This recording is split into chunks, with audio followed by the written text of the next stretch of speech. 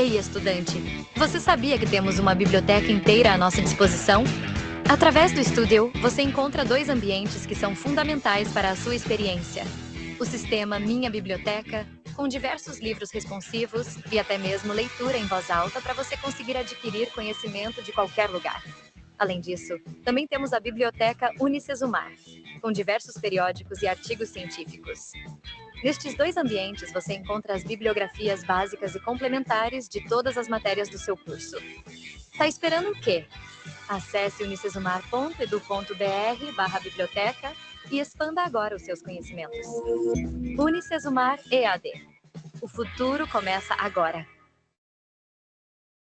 Boa noite, queridos alunos. Sejam bem-vindos à nossa aula extra de Fisiologia Vegetal. Antes de passar a palavra para a professora Aline, que já está aqui comigo, gostaria de falar um pouquinho sobre as atividades, referentes à à disciplina de Fisiologia Vegetal, que estão liberadas aí no seu ambiente para realização, né? Deixa eu só abrir aqui uma artezinha para a gente seguir sobre as atividades. Pessoal, nós tivemos, então, na primeira semana de liberação da disciplina Atividade Estudo 1 e Atividade Mapa, essa atividade mapa que hoje nós vamos comentar aqui nessa aula extra. Essas 2 atividades apresentam aí o vídeo explicativo da atividade na sala do café, né? Atividade mapa, ela tem um formulário padrão no material da disciplina também para realização aí dessa atividade. Lembrar que é sempre necessário que você observe o cabeçalho ali das atividades para você manter a sua organização e não perder nenhum período aí de entrega, de finalização dessas atividades, tá? Temos a atividade 2 e a atividade 3, que são questões objetivas liberadas diretamente no seu estúdio, que você deve respondê-las aí diretamente ali no estúdio, tá? E também fique sempre atento aos comunicados e aos materiais disponibilizados no material da disciplina, bem como os slides de aula ao vivo que a professora Aline aí nos fornece referente às 4 aulas ao vivo que a gente tem aí ao longo da nossa disciplina. Qualquer dúvida, pode enviar via Fale com o Mediador. Eu sei que muitos alunos não conseguem estar aqui conosco ao vivo, participando do nosso chat, então pode enviar via Fale com o Mediador também para sanar suas dúvidas. Perfeito, pessoal? Vou chamar então a professora Aline. Boa noite, professora Aline, tudo bem? Boa noite, Naira. Boa noite, alunos, Hoje eu vou falar, então, primeiro um pouquinho das minhas pesquisas, onde eu uso fisiologia vegetal, e depois nós vamos falar um pouco de como fazer atividade de mapa. Posso colocar os slides? Pode sim. Deixa eu já colocar aqui, então, certo? Perfeito, estamos vendo. Então, o título, que eu coloquei aqui para a nossa aula extra, Impacto das mudanças climáticas nas plantas aquáticas, desafios e consequências.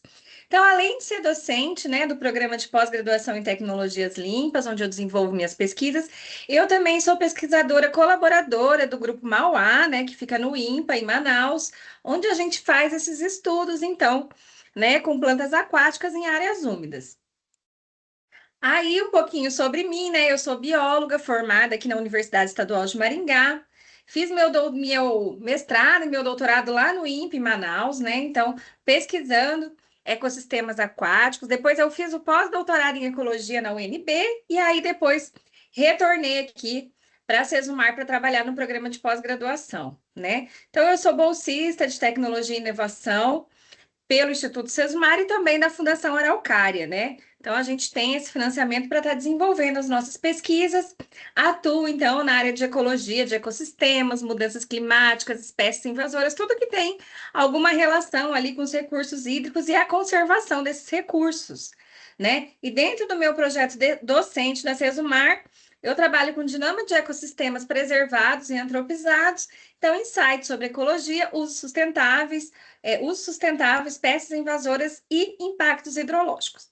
Então, aqui para incentivar, vocês, futuros biólogos, a entrar também nessa área de pesquisa, mostrando aqui umas fotos do meu período lá em Manaus. Então, aqui fazendo aula, né, extraindo DNA, né, uma parte do meu doutorado foi extraindo DNA de planta para fazer os estudos, então eu fiz algumas disciplinas, né, para aprender tudo, então estou aqui no laboratório, aqui no Rio, né, em algum lugar da Amazônia, que agora eu nem me lembro mais de onde eu estava, mas em algum rio lá na Amazônia, né, coletando, então a gente vai nesse tipo de canoa aqui, né, que é o técnico que coletava comigo, e aí a gente ia assim, né, ó, tá vendo, sem sapato, né? Porque se vira a canoa ali, a gente pode cair no rio e aí o sapato puxa para baixo, né? Então eu colocava sempre meia para evitar as picadas de mosquito, né?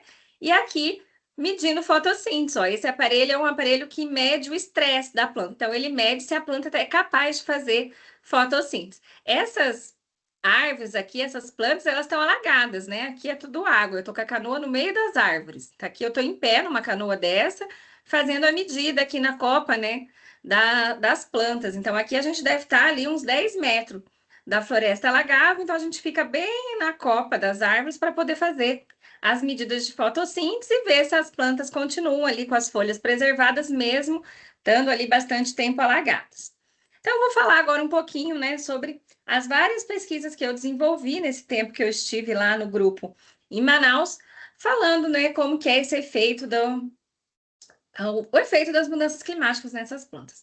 Então, o que são as plantas aquáticas, né? A gente conhece bem os aguapés, né? Que são aquelas plantas flutuantes que tem bastante lugar do Brasil, mas a gente tem vários tipos de plantas aquáticas, né? Tem essas que ficam com as folhas flutuantes e tem essas enormes aqui que atingem até 5 metros de altura, né? Também são plantas herbáceas aquáticas, né? Então, essa planta aqui que eu estudei até no meu doutorado, que chama ninga. Então, essas plantas, elas crescem em qualquer lugar, né? Que tenha água, solo coberto por água, ou passam parte da sua vida ali dependendo da água. Elas têm um crescimento muito rápido, não é muito acelerado, porque elas dependem de temperatura boa, de água e de nutriente. E na Amazônia, né, nos rios da Amazônia, elas encontram tudo isso. Então, elas têm alta taxa de produtividade primária, né? Elas conseguem fazer bastante fotossíntese.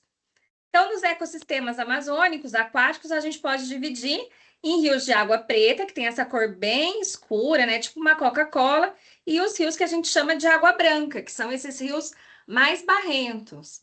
Aqui é o encontro das águas, ó, tem um barco aqui, né, e aqui é o encontro. Então, os rios, eles vão correndo um do lado do outro. Então, aqui é o Rio Negro, aqui o Rio Solimões, e lá na frente, cerca de 8 quilômetros, correndo um do lado do outro, eles formam o Rio Amazonas, aqui fica bem na frente de Manaus. Então, nas águas pretas, a gente tem cerca de 100 espécies de plantas aquáticas, que é esse tipo de ambiente aqui, ó, bem mais pobre em planta aquática, e nas várzeas, que são esses ambientes de água branca, a gente tem cerca de 400 espécies, porque tem mais nutriente. Aqui a gente tem um ambiente bem mais pobre, tem menos espécies. Tá? Quais são os principais tipos de impactos que a gente encontra atualmente no ambiente aquático? O principal, desmatamento, né? Seja para abrir rodovia, seja para estrada, seja para hidrelétrica. Bom, área para agricultura, né? Tudo isso acaba prejudicando os corpos hídricos, né? Porque quando você não tem a vegetação, o solo acaba aqui, né?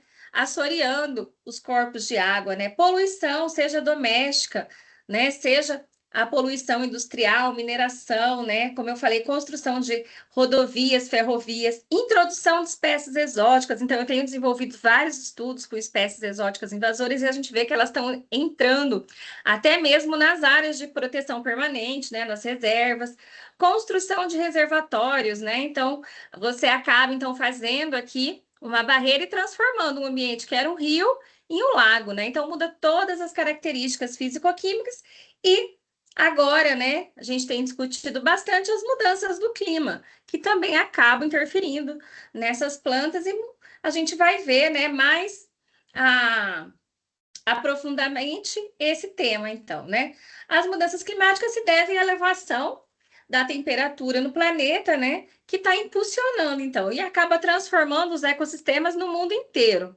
Então, hoje a gente já tem dados, né, que a gente consegue ver como as alterações no clima estão fazendo diferença. Então, aqui uma seca, né, que houve em 22, uma seca normal, né, dentro do padrão. Então, a gente vê aqui, né, isso aqui lá no Amazonas, a gente vê aqui bancos de areia comum, né? A água do rio baixa na seca, então aparece aqui os bancos de areia.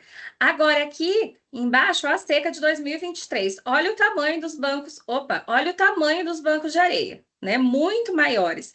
Então já vai prejudicar a navegação, já vai prejudicar a oxigenação da água, né? Então imagina as plantas aquáticas aqui nesse ambiente, né? Então já vão ser bem mais prejudicadas. Então acaba levando a uma perda bastante acelerada da biodiversidade. Então, o objetivo aqui hoje é a gente falar um pouco sobre os impactos das mudanças climáticas nas plantas aquáticas amazônicas. Então, diversas espécies, né, nativas invasoras da Amazônia, que a gente tem estudado, e utilizando diferentes metodologias, desde modelagem, distribuição de espécies, então criando mapas, né, com base nos dados de distribuição e nos dados ambientais dessas plantas. Então, a gente consegue fazer uma previsão também de áreas futuras, experimentos, né, de fisiologia, onde a gente simula a seca e inundação das plantas, e experimentos no microcosmo, onde a gente simula cenários de mudanças climáticas. Nesse artigo, então, aqui, mostrando, né, são plantas, então, de igapó. Lembra que eu falei que é um ambiente mais pobre, né? Então, que tem menos espécies.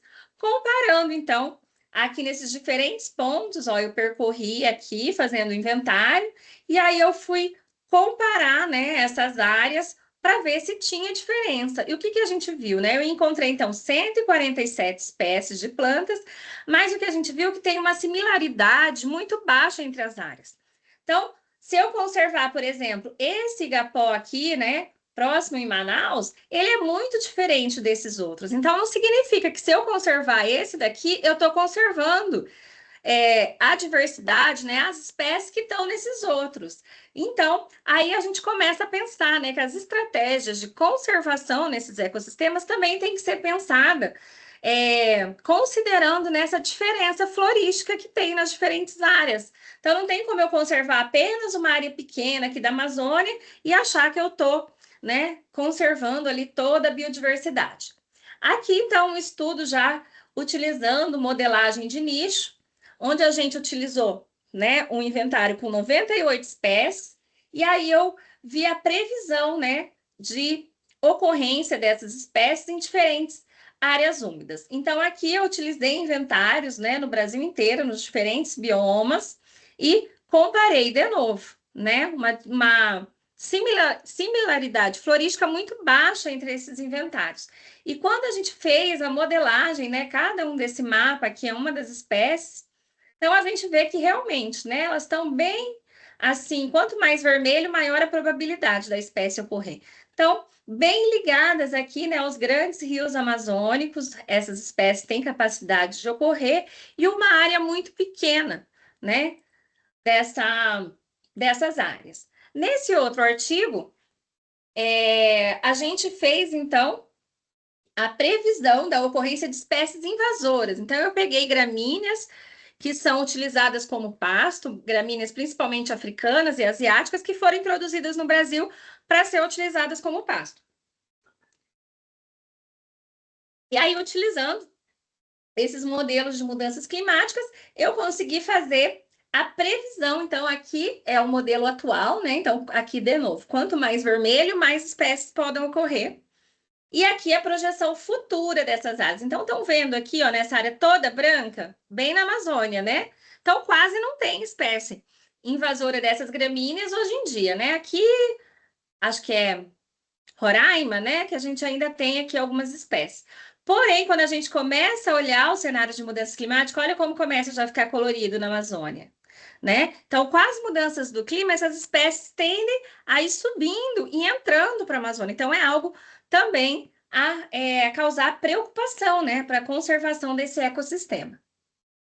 Aqui foi um trabalho de uma aluna minha, que fez o mestrado lá em Manaus, e aí ela pegou 2 espécies invasoras, que são essas urocloas, né, que são 2 capins, e 2 espécies que são bastante importantes, 2 espécies nativas, que são muito importantes ali no ecossistema, que são consideradas espécies engenheiras, né? Espécies engenheiras são aquelas espécies ali que produzem bastante biomassa e que acabam ajudando o ambiente a ficar mais facilitador para que outras espécies consigam ocupar. Então, elas transformam o ambiente, fazendo com que ele fique melhor, né, para as outras espécies. Então, são espécies muito importantes. E o que que ela viu? Né? As espécies nativas praticamente não muda quando faz a projeção futura, né? Elas diminuem um pouco a área. Porém, quando ela olhou as espécies invasoras, ela notou um aumento da ocupação dessas áreas, né? Então, aqui, as áreas em preto são as áreas onde a espécie poderia ocorrer, né? E aqui em cinza, não. Então, aqui são as duas invasoras, ó, tá vendo? Tem muito mais preto, e aqui são as duas espécies nativas, né? Bem mais área cinza, onde a espécie não consegue ocorrer. Então, novamente mostrando que as espécies invasoras, elas acabam sendo mais favorecidas pelas mudanças climáticas. Esse estudo aqui eu estou desenvolvendo ainda com 59 espécies de plantas aquáticas, que são as 50 espécies aquáticas mais comuns no Brasil, né?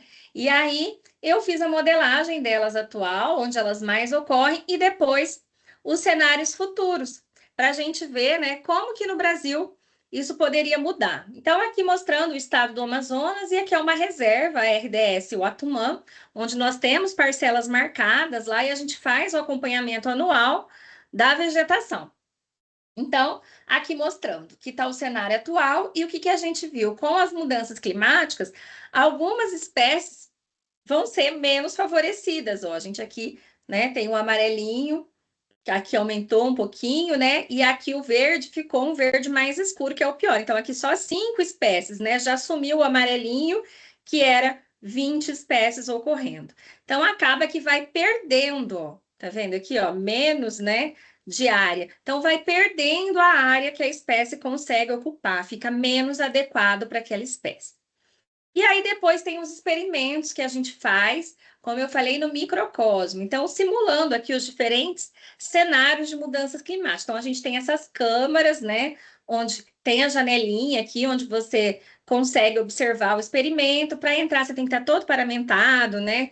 Com a botinha no pé, porque é totalmente estéreo o ambiente, né? Tudo controlado. Então, a gente controla o CO2 e a temperatura e mantém a umidade mais ou menos 75 graus. Então, essa temperatura e esse CO2 é medido, né, numa área de floresta, e aí é convertido ali na sala controle, e depois as outras elas vão aumentando gradativamente, né? Então, na sala 4, pensa, às vezes em Manaus a gente está em torno de 40 graus, na sala 4 vai estar 44,5 graus e o dobro, né? A gente tem cerca de 400 ppm de CO2, então pensa, 400 mais 850, 1.200 e cacetada de CO2. Então, você nem pode ficar muito tempo lá, né, que você acaba passando mal, porque tem uma quantidade de CO2 bastante alta, né? E aí, aqui foi um experimento que eu fiz durante o doutorado, então eu peguei essa espécie de planta, lembra a minha planta lá do doutorado, a Ninga, semeei ela em bastante potinhos, e coloquei nessas diferentes câmaras, e aí eu observei. Essa aqui é uma que nasceu lá, né, dentro do microcosmo, e aí eu fui acompanhando essas plantas. Então, aqui com aquele medidor que eu mostrei lá de estresse da planta, né, para ver se ela está conseguindo fazer a fotossíntese. Então, aqui é controle, então esse seria o nosso valor padrão.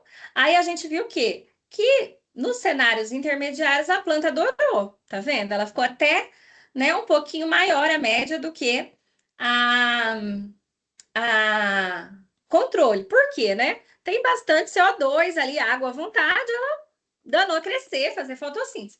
Só que chega um momento que chega no ponto de saturação. Você aumenta o CO2, mas a planta já não consegue mais fazer tanta fotossíntese, começa a ser prejudicada. Então, no cenário extremo, aí sim já teve, né? A planta já começou a ser prejudicada. Quando a gente olhou a biomassa, né? A parte aérea, as raízes, mesma coisa, ó, o controle, né? Teve um valor,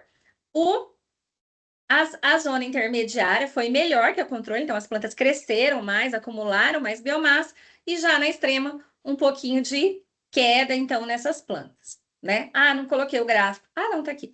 E Além disso, então, né? Então, além de afetar as plantas, né? Na morfologia, no acúmulo, né? A gente viu também que essas plantas tinham bastante aerênquima, né? Porque elas cresceram, então, mais acumularam bastante ar nas folhas, né? E no caule dela. Por isso que elas ficaram assim, né? Um pouquinho menos do que essas daqui. Embora elas tivessem, quando você olhava a altura, elas estavam praticamente igual, mas no peso delas tinha muito ar dentro da planta. Esse aqui foi um experimento da Stephanie, que na época era minha aluna de iniciação científica, né? Então a gente fez lá dentro do microcosmo também um experimento de competição. Então ela colocou duas espécies de planta aquática, a pístia, que é essa aqui, a alface d'água, e o aguapé, que é aquele bem comum, né? Tem no Brasil inteiro. E a gente colocou tanto na casa de vegetação quanto lá no microcosmo, dentro dos baldes, pesou antes e depois a gente viu qual planta se saía melhor, tá? Então nós observamos a mortalidade, o incremento de biomassa e as relações ecológicas, né? Então, se elas sofriam facilitação, se não tinha, né? Se as duas sobreviviam bem ou se existia competição. Além disso, ela mediu então a fisiologia e a morfologia das plantas para ver se elas tinham capacidade de se adaptar. Aqui então mostrando, né, essa questão da competição. Então a ecórnea, ó, tudo que está para cima é porque é melhor.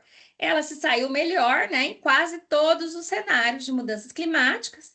Já a picha, que é a alface d'água, foi pior em quase tudo, né? Só nesse daqui que ela conseguiu, então, foi melhor, né? Então parece que esse cenário aqui, né, intermediário, tem uma mudança no padrão, né?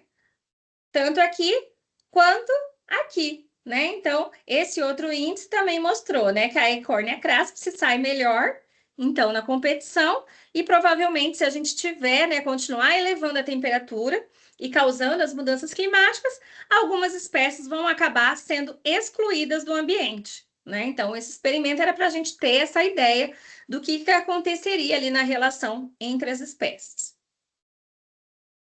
Aqui também é um experimento que foi feito por uma aluna minha de PIBIC, mas que a gente ainda não publicou, onde ela colocou, então, né, a aninga em ambiente onde a gente simulou a seca, então a planta permaneceu lá totalmente sem acesso à água da chuva, nem irrigação.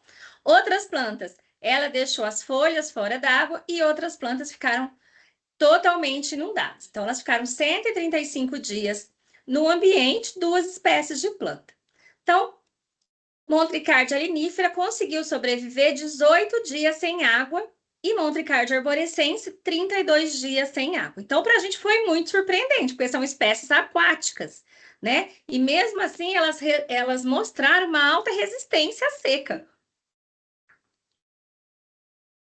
Mas, claro, né? Sem nenhum acesso à chuva, ó, depois, né? Acabaram morrendo ali. E as plantas que ficaram alagadas, né, elas permaneceram vivas todo esse período, mesmo estando completamente alagadas, com as folhas lá dentro da água. E aí elas mostraram uma série de adaptações, né? Lembra que eu falei que as plantas que são de ambientes aquáticos, elas têm adaptações? Olha ela colocando a raiz para fora da água, né? Formando pneumatóforos. Aqui, ó, bem pequenininho na setinha, a gente vê lenticela hipertrofiada, né? Para aumentar, então, ali a respiração das plantas. Então, elas mostraram, mesmo que a gente consegue ver em árvores, as herbáceas também mostraram ali quando elas ficaram totalmente alagadas. Agora, esse trabalho aqui, eu fiz durante o meu mestrado. Então, o que eu fiz, né? No mestrado, eu estudei o efeito de petróleo nas plantas. E aí eu queria saber se com a mudança de temperatura devido ao clima, teria diferença no efeito. Então, a gente colocou as plantas durante um período que a temperatura é mais ameno em Manaus e depois eu coloquei as plantas, fiz o mesmo experimento num período do ano onde a temperatura é mais alta em Manaus. E o que a gente observou? Né? Durante o período mais quente, as plantas acabaram sofrendo mais, né, com o petróleo. Então, é esse período aqui. Apesar delas terem crescido mais, ó, deu bastante diferença aqui, né? Aqui todas ficaram A, né? Significa que não teve diferença, só a última dose teve diferença. Agora, no período mais quente, ó, já começou, né, tendo uma diferença, e aqui já as duas últimas doses já apresentaram diferença estatística com controle. Então, durante esses o período mais quente, né, o petróleo ele fica mais solúvel na água e acaba sendo mais absorvido pela planta, mostrando então que as mudanças climáticas são bastante prejudiciais a esses ambientes contaminados, né? Então, além do efeito do clima, a gente tem aí um aumento do efeito da poluição. Então, a gente pode concluir, né, com esses estudos que a gente tem desenvolvido, que a composição de espécies vai variar já varia entre ecossistemas amazônicos e com, né, os nossos experimentos, as nossas simulações, a gente observou que elas conseguem sobreviver tanto em cheias quanto em secas mais drásticas, porém, um período limitado, né, de tempo ali que ficar sem chuva. No cenário, né, mais brando, as plantas nativas conseguem sobreviver bem, né, assim como as invasoras. Porém, nos cenários, né, mais quentes, mais drásticos, né, a gente já começa a ter uma mudança no padrão e as plantas invasoras são mais favoráveis. E, além disso, o aumento da temperatura pode intensificar a toxicidade de poluentes, né? Então, destacando a complexidade que são esses ambientes e as diferentes formas que a gente pode estar trabalhando. Então, utilizando tanto modelagem, dados de fisiologia, morfologia, experimentos de ecologia. Então, a gente consegue utilizar uma série de ferramentas para tentar entender, né, como essas mudanças climáticas estão afetando as coisas. Então, a gente ainda está desenvolvendo estudos, né, para compreender esses mecanismos de adaptação, de relação entre as espécies e, então, entender, né, a resposta a estresses ambientais. Então, que é bem o assunto do nosso mapa, né? Entender, então, como o estresse ambiental ele vai afetar as plantas. Agora eu vou colocar, então, para vocês, né, o mapa e a gente vai discutir um pouquinho. Tá aparecendo o mapa ou eu tenho que trocar a tela? Nayara? Naira? Agora eu não Nós sei. estamos lendo, professora. Ah, já está no mapa? Abriu Obrigada. aqui. Tá. Então, agora vamos discutir um pouquinho do nosso mapa, né? Pensando nessas mudanças do clima e como isso vai afetar as plantas. Então, o nosso mapa é a avaliação das estratégias fisiológicas das plantas frente ao estresse hídrico. Então, para o estudante, o estresse hídrico afeta significativamente a fisiologia das plantas. Agora, vocês já viram até com o experimento, levando uma série de respostas adaptativas para minimizar os danos e sobreviver. As plantas desenvolveram diversas estratégias para lidar com a falta d'água, incluindo fechamento estomático, ajuste osmótico, produção de proteínas de defesa e ativação de sistemas antioxidantes. Além disso, estratégias como redução do tamanho das folhas, aumento da espessura da cutícula e produção de ceras também auxiliam na diminuição da perda d'água por transpiração. Então, vamos imaginar uma situação em que um biólogo foi contratado por um viveiro de mudas. Durante o período de estiagem, muitos clientes relatam que as mudas de hortaliças estão murchando rapidamente. Sua tarefa é simular em um ambiente controlado os efeitos do déficit hídrico e apresentar orientações técnicas ao viveiro. Nesse sentido, a proposta dessa atividade mapa é que você se coloque no papel de biólogo atuante em um viveiro de mudas e que terá o desafio de realizar um relatório técnico com orientação para o produtor. Então, você deve criar um relatório em Word, né, no formulário padrão do mapa com as seguintes etapas. Então, a primeira coisa, você pode escolher uma espécie. Então, a espécie que você tem ali, né, disponível. Feijão germina super rápido, né? Todo mundo tem em casa sementinha de feijão, mas pode ser qualquer outra planta que você tem ali, até mesmo planta ornamental, mas você tem que ter duas, pelo menos, né? Uma para você fazer a seca e a outra para você continuar alagando. Só não vale matar as plantas da mãe, né? Aí vai ter problema em casa. Mas pode ser alface, manjericão, então qualquer plantinha que você tiver em casa para você observar. E aí você vai montar um experimento com dois grupos. Então, um vai ser irrigado, por exemplo, o feijão, né? Que eu já coloco aqui, já fiz aqui em casa para ver. Então, todo dia que eu tinha que dar água. Lembrando, né, gente? Faz furinho no vaso, né? Se for, pode ser um copinho de água, mas faz os furinhos embaixo, coloca um substrato bom ali, um pouco de areia, um pouco de solo, né? Com terra. terra preta, se tiver, melhor ainda, né? E aí você deixa o feijão ali 1 horinha de molho na água primeiro, depois você coloca ele ali no solo, irriga e deixa. Ali depois de uns 5 dias ele já deve começar a nascer. Depois que nascer, aí que você vai começar o experimento. Antes dele nascer, você continua molhando o solo para o feijão nascer, né? Então depois que ele já tiver ali com a folhinha, tudo, aí você começa o experimento. Tá? Agora, se você já pegar uma muda, né, não tem problema, já no primeiro dia você pode começar. Então, você anota ali, né, qual vai ser o seu irrigado, qual não vai ser, para você não confundir. E aí você vai no grupo 1, continua irrigando normalmente. No grupo que vai ser o seu estresse hídrico, você vai pôr água só a cada 3 dias. Claro que, né, se você pegar um vaso ali muito grande, né, você pode passar até 5 dias sem água, porque a água vai ficar acumulada ali no solo. Se for copinho, 3 dias é suficiente, porque a água rapidamente vai secar. E aí você vai todo dia tirar foto da sua planta, né? E anotar. Ah, a planta começou a murchar, a folha começou a ficar amarela, e anota o dia. O caule tá murcho, tá duro, como que tá? A planta continuou crescendo? Você pode medir com uma régua normal a altura. Então, você vai fazer todas essas anotações. E aí, vocês viram na água, né? Na aula, né? Todos os sintomas das plantas. Então, você vai relacionar todos esses sintomas que você anotou com os conceitos de potencial hídrico, pressão de tugor, fechamento estomático, transpiração, tá? Tudo lá no capítulo de relações hídricas, né? Então, você vai olhar lá, então a planta ficou murcha. O que que significa isso, né? Pressão de tugor, o que aconteceu com a planta murcha, né? Se a planta está sem água, provavelmente o que aconteceu, né? Ela fechou o estômago para diminuir a transpiração. Então, eu quero que vocês façam essa associação. E aí, elaborar esse relatório, né? Mostrando tudo isso, 2 a 3 páginas, porque vai ter foto, tudo, né? Então, tem que vai explicar as propriedades ali físico-químicas da água, os princípios, tudo que a gente viu na aula, né? A movimentação, como que ocorre essa movimentação hídrica do solo até as folhas, né? E com a falta dessa movimentação causou, então, descrever esses sintomas das folhas, né? Do estresse hídrico, murcha, fechamento, tudo que você achou que aconteceu. Relacionar, então, né, com esses efeitos ali e apontar quais 2 estratégias fisiológicas que podem ser utilizadas para resolver, para reduzir os efeitos da seca. Então, o que a planta está fazendo para reduzir? Então, eu coloquei até um exemplo aqui: fechamento estomático, ajuste osmótico, uso de espécie tolerante. Aí você pode, dependendo da espécie que escolheu, sugerir, né? Como que a gente pode reduzir, então, para essas plantas de viveiro, o que o produtor pode fazer para reduzir essas perdas dele.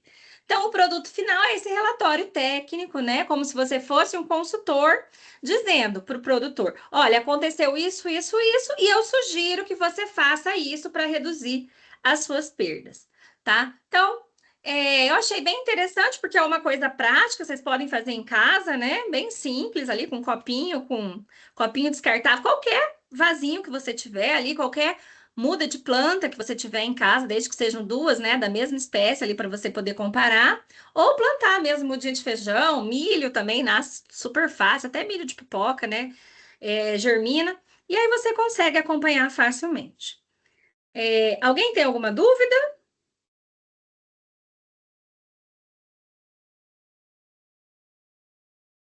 Acho que não temos dúvidas, né? Então seria isso para hoje. Aí qualquer outra dúvida que tenham, né, podem falar com a Naira e aí ela me passa as dúvidas, né? E depois, quinta-feira, teremos a nossa terceira aula. Já até perdi a conta. Terceira aula, né? Isso. Então, onde Pessoal, professora, a gente não teve nenhuma dúvida aqui no chat, né? Mas eu acho que eu vou passar o formulário padrão é só você inserir ali, né? Esse passo a passo que a professora colocou ali como etapas, né? E a gente sempre utiliza esse formulário para vocês inserirem ali, né? Vocês já estão no 3º ano, então acredito que não tenha dúvidas referente a como inserir aí essa resposta na atividade, certo? Uhum. Qualquer dúvida que vocês tenham também pode enviar via Fale com o Mediador, a gente ainda tem, né, algumas aulas aí na frente e a gente consegue respondê-los também, caso surjam dúvidas referentes à planta que vocês escolheram, né, para realizar essa atividade também. Importante Perfeito? não confundir, né? Pôr água na que era seca e deixar de irrigar aqui. Anota, né? Qual que é qual para não confundir no meio do caminho. É importante que o pesquisador tenha organização no seu trabalho, né? Isso aí, né? E quem sabe alguém desperta aí pro interesse de fazer experimentos, né? É assim que a gente começa. Começa com uma coisinha, daqui a pouco tá aí, ó, igual eu, fazendo um monte de experimentos e tentando aí já entender, procura a professora Aline para fazer um mestrado, né? Isso aí. Pode ser até uma iniciação científica, né? Uma iniciação científica, um mestrado, a gente sempre está ali disposto a receber os alunos. Com certeza. Pessoal, nós vamos ficando por aqui, então. Fiquem à vontade aí, caso tenha dúvidas ainda para enviar no Fale com o Mediador, certo? E nos vemos nas próximas aulas. Um grande abraço, pessoal. Tchau, tchau. Tchau, boa noite a todos.